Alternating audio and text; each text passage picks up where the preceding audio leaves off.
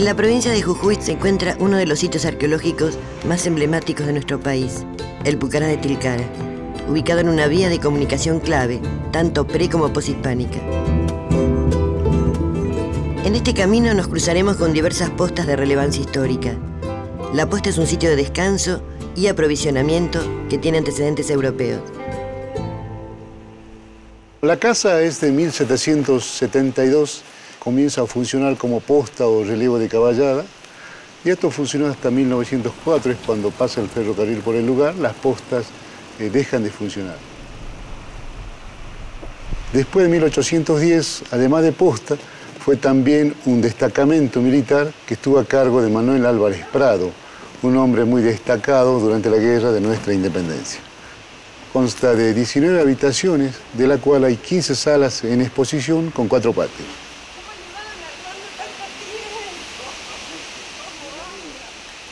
Es la única posta que está restaurada y habilitada como museo dentro de lo que es la provincia de Jujuy. Sí, la posta. Está muy interesante porque tiene todos los elementos que se usaban en la cocina. Así que como réplica, es una réplica bien interesante de lo que podría haber sido la cocina original. Cada 25 kilómetros había una posta. Eran postas oficiales del virreinato. Así que eso era la jornada que hacía un viajero que iba con carga, sobre todo lo que era los comerciantes, ¿no? El correo era más rápido. Y por acá pasaron próceres como Belgrano, Güemes, Rondó, Viamonte, Vicente López, Mariano Moreno, Castelli, mucha gente, ¿no? Porque este fue el paso obligado al Alto Perú, el camino real, que unía los virreinatos del Río de la Plata con el de Lima. Así que todo viajero pasaba por el lugar para hacer su cambio de caballos, proveerse alimentos y descanso.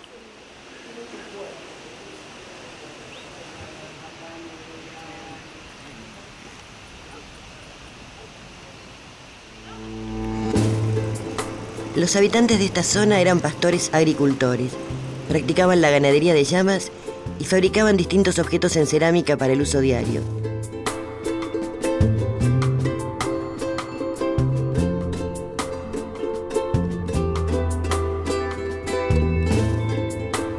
La mayoría de los arqueólogos coinciden que el periodo comprendido entre el 1000 y el 1450 de la era, al que se denomina intermedio tardío, es un tiempo de conflictos permanente en los Andes centrales y meridionales. Durante el periodo tardío se consolidan ciertos sectores o linajes con poder, se acentúan las jerarquizaciones y la desigualdad social. La concentración de población en los Pucará deviene en la necesidad de nuevas formas de control social, mayor conflictividad, la centralización de la política y una mayor integración económica regional.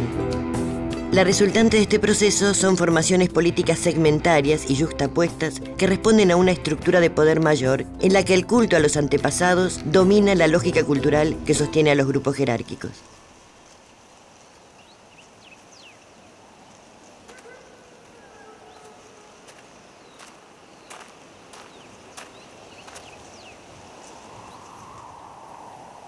Es un sitio conglomerado, claro, digamos, inmediatamente pre-inca, después tiene una ocupación incaica, está emplazado en un cono de deyección con alta visibilidad, que acá se ve muy bien porque esto se forma geológicamente cuando chocan la crecida del Guasamayo, que es este río que viene desde el este, con el Río Grande que viene del norte. Han sido específicamente seleccionados para construir aldeas fortificadas que les permiten no solo ver si vienen enemigos o no, sino también tener una ubicación más bien defensiva al estar alejadas del fondo del valle.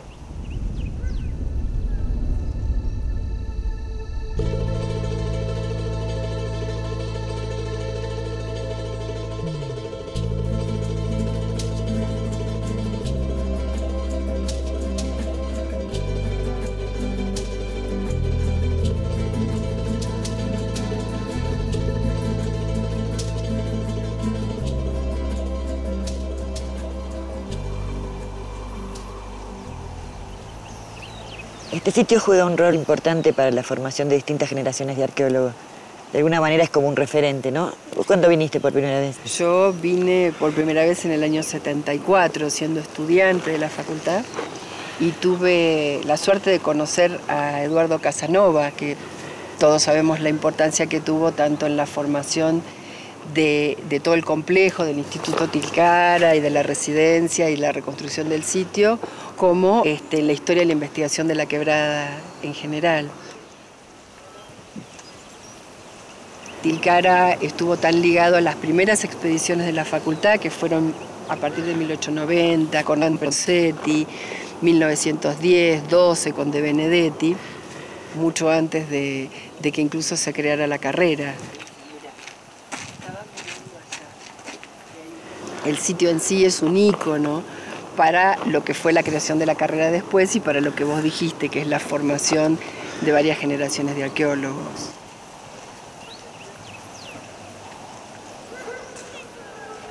Eso hace que se haya plantado como un ícono en el imaginario tanto de los estudiantes y de los arqueólogos como de la gente en general. Y de hecho la reconstrucción fue muy pionera en el punto de abrir un sitio arqueológico al turismo. Está abierto al público desde la década del 60. Y yo creo que eso hace que en todas las postales Sí. figure como, bueno, el Pucará de Tilcara como un referente de la presencia prehispánica en Argentina, que ha sido tan poco visible desde otros lugares de la historia o patrimoniales en general.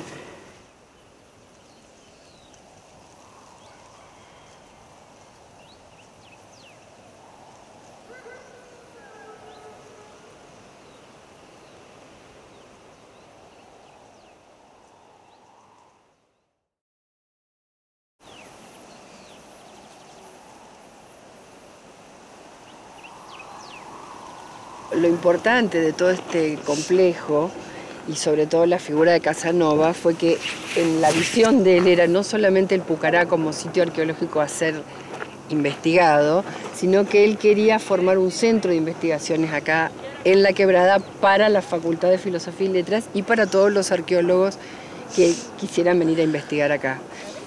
Entonces él piensa el Pucará como sitio a investigar, el museo, que está relacionado con los materiales que se extraen del Pucará, pero con materiales de otros lugares también, el Instituto Interdisciplinario Tilcara, donde hubiera laboratorios y se pudiera trabajar, y algo que ha sido fundamental para todos nosotros desde aquel momento, que es la residencia universitaria, que está exactamente al pie del Pucará, y que ha sido alojamiento de muchos equipos de investigación en distintos años, con distintos tipos de proyectos, ya fueran para investigación arqueológica o social.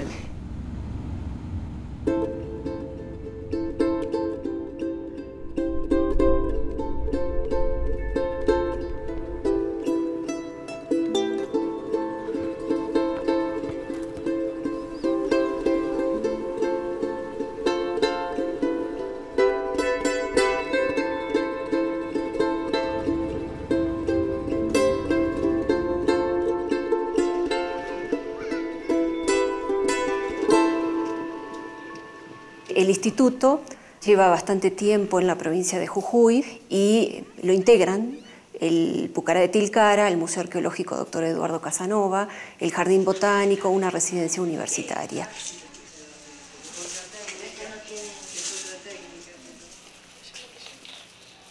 La misión es la divulgación de lo que es el conocimiento acerca del pasado prehispánico, de la actividad o la tarea que llevan a cabo los arqueólogos en la Argentina, charlas en las escuelas, rescates arqueológicos, guías de turismo locales, que es un proyecto que también actualmente estamos desarrollando.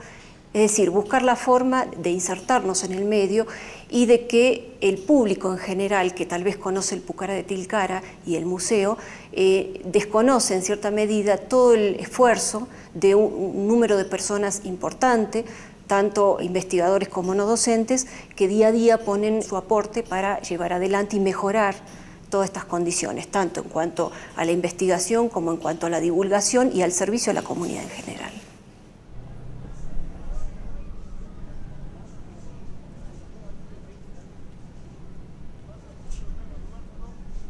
Parte de trabajo también incorpora lo que es el análisis el estudio contextual de todas las colecciones arqueológicas que se han recuperado en este sitio. Si bien el número de piezas es gigante y se han trasladado parte de las colecciones a otros museos del mundo, hay piezas del Pucará de Tilcara en Washington, en Nueva Zelanda, en Estocolmo. Bueno, parte de mi trabajo ahora apunta a reconstruir la colección, aunque sea a nivel nacional, ¿no? En lo que está depositado en el Museo Etnográfico y lo que tenemos acá en Tilcara, para poder contextualizar, buscar de dónde se obtuvieron esos objetos y qué nos pueden decir esos contextos, esos lugares de hallazgos. El museo integra materiales arqueológicos, históricos y actuales, lo que demuestra la continuidad de la cultura andina en el presente en la región. Esto se da a partir de un proceso de resistencia a la conquista española.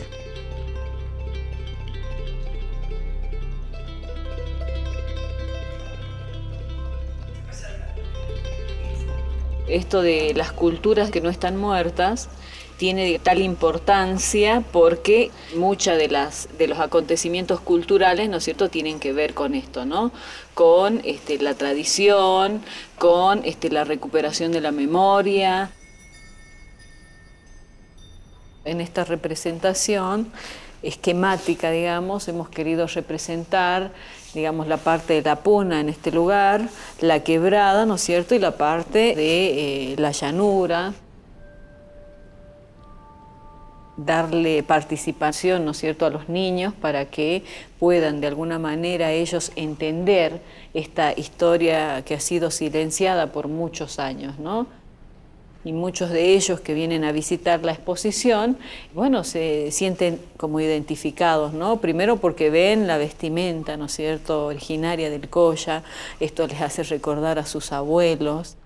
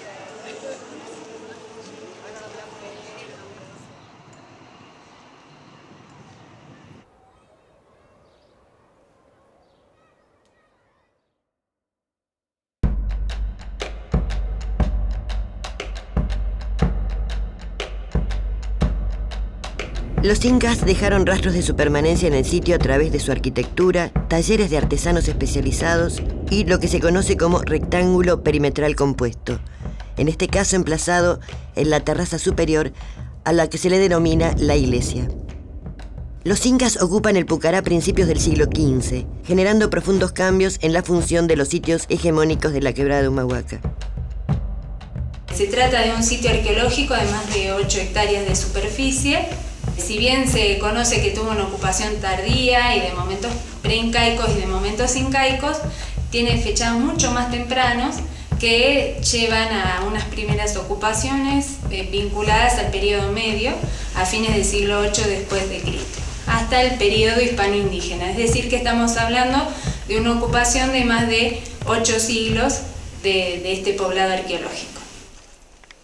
Por el momento hemos excavado más de 5 sectores distintos del Pucará, y a partir de nuevos fechados y la ampliación y el estudio de los materiales se ha podido reconstruir la biografía de una casa, que también fue un taller productivo ocupado en momentos del Inca de trabajos relacionados con la producción de metalurgias. Más allá de que aparecen fogones, aparecen crisoles, herramientas para el procesamiento de estos minerales. Se tienen evidencias de todas las etapas de trabajo artesanal y también de producción de alfarería.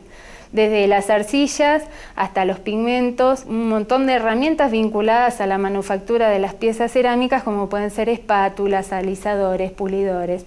Es decir, que no solamente era un espacio como una vivienda donde se desarrollaban las prácticas cotidianas de alimento, de subsistencia, de descanso, sino que también se realizaban tareas productivas. Y a su vez ese espacio fue muy utilizado para inhumar, para realizar prácticas mortuorias.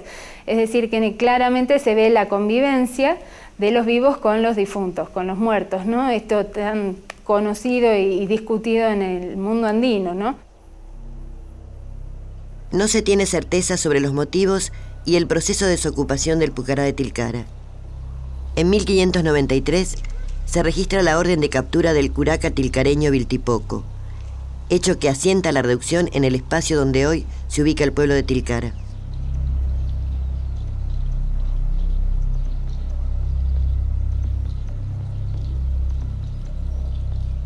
En el momento en que se hizo esta reconstrucción, eso era lo que se realizaba a nivel mundial.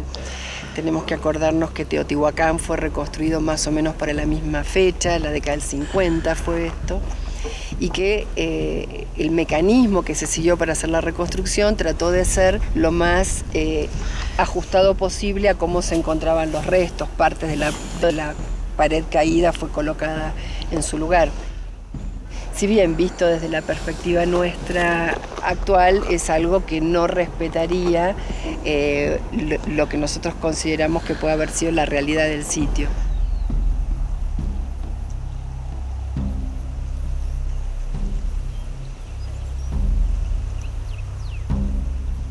Lo que primero saltó fue el monumento, esta pirámide trunca, ¿no es cierto? Que bueno, que no tiene nada que ver con el Pucará en sí, sino que se hace en homenaje a los arqueólogos, ¿no?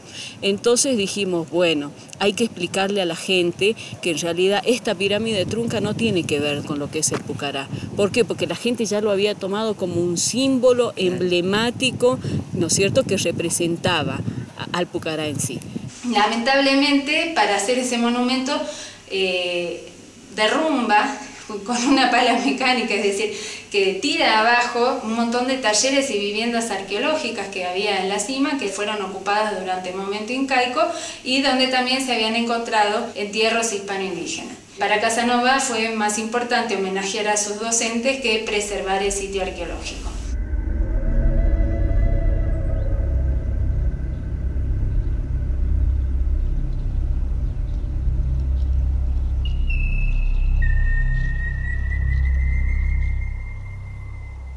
Estábamos hablando anteriormente de las placas un poco y de la visión que vos tenías al comparar estas dos placas, ¿no? Y era muy interesante todas las observaciones que nos hacía y la diferencia entre una y la otra y lo que significó la primera. Cuando nosotros leímos profundamente en la placa, ¿no es cierto?, la que dice que entre las cenizas se exhumaron los restos de un pueblo muerto, ahí nosotros dijimos, no, nuestra cultura no está muerta, todavía sigue viva, porque por nuestras creencias, por nuestras costumbres y porque, bueno, como decía hace un rato, la vida cotidiana, diaria, ¿no es cierto?, hace que estemos en contacto, ¿no es cierto?, con la tierra.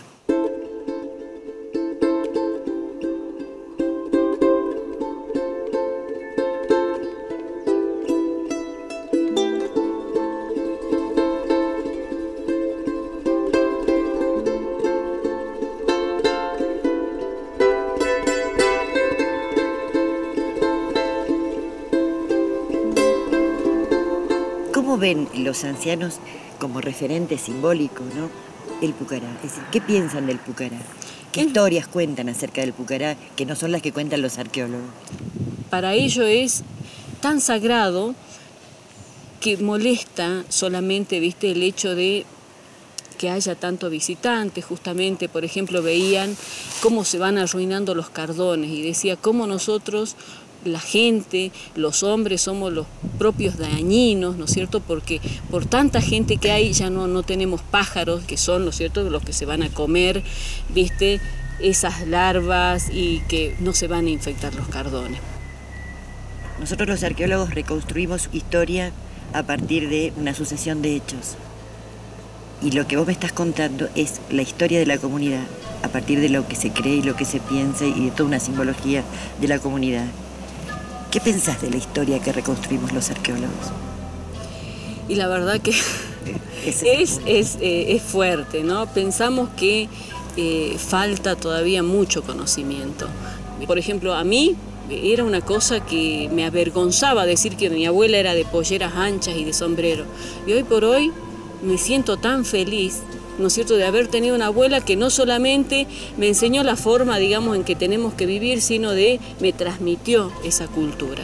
Entonces a mí me parece que los arqueólogos tienen que recuperar más memoria, o sea, insertarse también a lo social, no solamente, viste, a excavar, a escoger restos, sino a charlar más con la gente, que realmente a veces cuesta sacarle mucho, pero bueno, hay que hacerse más amigo, ¿no?